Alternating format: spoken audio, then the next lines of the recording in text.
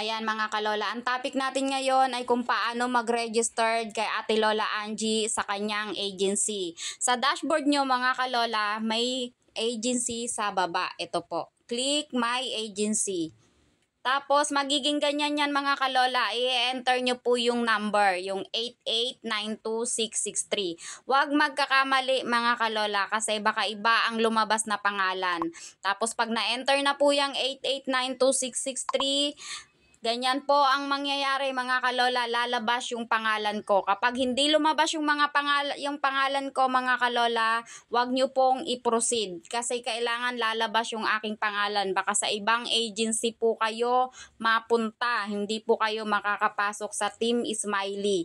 Kaya inuulit ko po mga kalola, kapag nag-enter kayo ng number, ganyan ang mangyayari, tapos lalabas ang aking mukha at ang aking pangalan na may kasamang logo. Tapos pipindutin ang please enter agent. Tapos magiging ganyan mga kalola. Ito po yung sinisend sa GC. I-screenshot nyo po yan at isi-send nyo po sa GC na katunayan. Kayo po ay nakapag-registered na sa aming agency na Smiley. Ngayon mga kalola, kapag kayo po ay nakapag-registered na, bibigyan po kayo ng name tag.